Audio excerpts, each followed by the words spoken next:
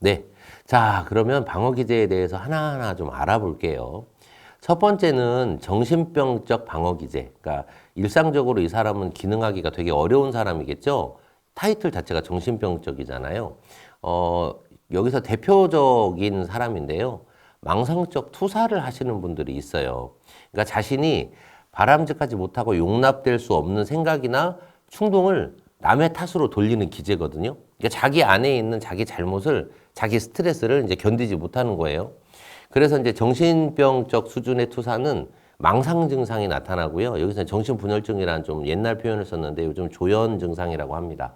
그래서 뭐 피해 망상, 의처증, 의부증 뭐 이런 망상이 나타나기도 하죠. 그 뷰티풀 마인드라는 영화가 있었어요. MIT 공대 유력한 교수가 나오는데 그 교수가 망상적 투사, 그러니까 조현병을 앓고 있어요. 그래서 어떤 조현병 증상이 있냐면 러시아의 비밀 첩보 요원이 나를 감시하고 있다. 그래서 굳이 집게 뭐 이렇게 보지 않아도 되는 뭐 그런 그 책, 잡지 뭐 이런 거에 집착한다거나 아니면 나를 구해줄 수 있는 어떤 사람들에게 막 비밀 메시지를 보낸다거나 이런 행동을 하는 사람들이거든요. 근데 이거는 이제 정말 그 입원 치료를 해야 될 정도 수준의 이제 정신증이라면 일상생활에서는 이제 피해 망상이 있는 분들 주변에서 볼 수 있어요. 이분들 행동들을 보면 어떻냐면 이분들 기본적으로 피해 망상이 있는 분들은 남들이 하는 모든 행동에 의미를 부여하고 뭐 예를 들어서 남들이 모여서 얘기한다면 저 사람들 나를 욕하는 거 아니야? 뭐 예를 들어서 뭐 직장에서도 상사가 자기를 서운하게 하면 저 사람 나를 자르려고 하는 거 아니야? 뭐 동료들도 마찬가지죠. 점심 식사하는데 어떻게 뭐 일정이 안 맞고 시간이 안 맞아서 따로 먹으러 갈 수도 있는데 모여가지고 내 욕하고 나 왕따 하는 거 아니야? 뭐 이렇게 막 피해 망상으로 가득 찰 수 있어요. 그런데 가만히 보시면 별 상황이 아닌데 그렇게 본인이 막 확장하거든요. 확장을 해서 생각을 하고 있는 거예요.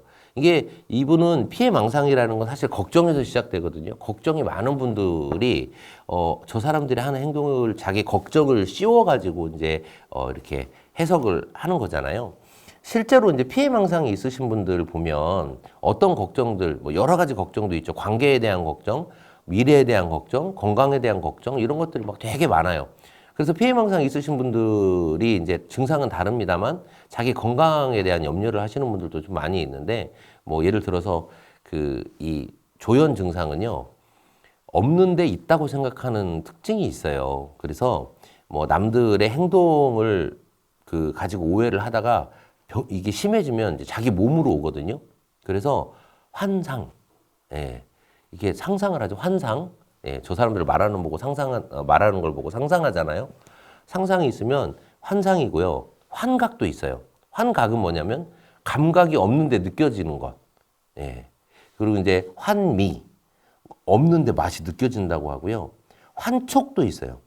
그러니까 이게 피부에 뭐가 뭐 기어다닌다 뭐 이렇게 생각하는 사람도 있고요.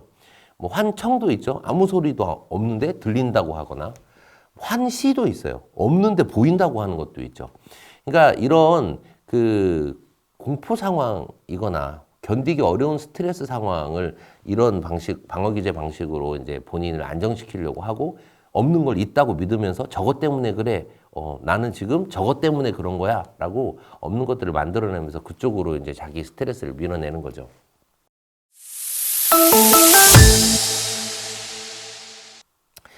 내가 너를 사랑하니까 아마 너도 나를 사랑하고 있는 게 분명해. 이제 돈키호테라는 소설에 나오는 돈키호테가 했던 대사거든요.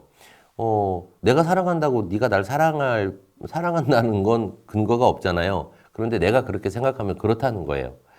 그래서 돈키호테는 자기가 멋진 기사이고 멋진 말을 타고 하인을 데리고 다니고 있다고 믿고서 온 마을을 다니다가 결국 풍차에게 달려들잖아요. 용이라고 생각을 한 거죠. 이게 다 이제 망상이거든요. 주변에서 사실이 아닌데 그렇다고 믿고 있으면서 막 상대방을 원망하고 없는 상황을 만들어내고 이런 분을 보시면 여러분 어떻게 하셔야 될까요? 네, 여러분이 옆에서 할 수 있는 일은 없습니다.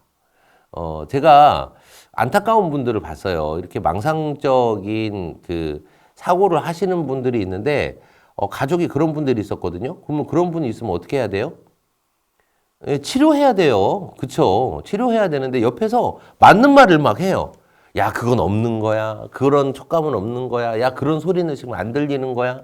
야, 저 사람들은 네 욕하는 게 아니야. 맞는 말을 탱탱 해봐야, 이런 그 망상적 투사를 하고 있는 방어 기제를 사용하는 사람한테는 도움이 될까요? 도움 안 됩니다. 네. 아니, 지금 그 와이프가 전화를 안 받아. 알고 보니까 어디 저기 뭐야 그 마트에서 막 저기 뭐야 마지막 떨이 해가지고 막 저기 난리 나가지고 그거 하나라도 주술려고 막 사람들 와그라 그러는데 거기 막 와이프가 있어. 막 경제적으로 막 아껴가지고 살림에 도움 한번 돼보려고 노력하는 와이프가 전화를 안 받았는데 아 남자를 만나고 있다. 이런 생각을 하는 사람들이 있어요. 네. 그 말도 안 되잖아요. 근데 그런 사람한테 당신 와이프는 그렇지 않아요라고 하는 말은 도움이 되지 않는다는 거죠. 그럼 그런 분들은 왜 그런 생각을 하세요? 왜 그렇다고 믿으세요? 그러면 자기가 자기 생각을 막 말하잖아요. 그럼 정말 그럴까요? 이렇게 확인하면서 인지적으로 상담을 접근하는 경우도 있거든요. 근데 그거는 증상이 그 낮을 때, 그냥 혼자 마음에 불편함이 있을 정도일 때 이제 인지적인 상담이 접근되는 거고, 만약에 그것 때문에 본인이 뭐 와이프가 막 그 어디 다른 사람이랑 있는 것 같아서 걱정돼가지고 아무 일도 못 하겠다, 걱정된다, 뭐 화가 난다, 뭐 이런 사람들 같은 경우는 이제 병원에 가서 상담하고 치료 받아야겠죠. 결국 이렇게 망상적인 투사를 하시는 분들이 주변에 계신다면 여러분들은 빨리 상담이나 치료를 좀 권유해 주시면 좋을 것 같아요.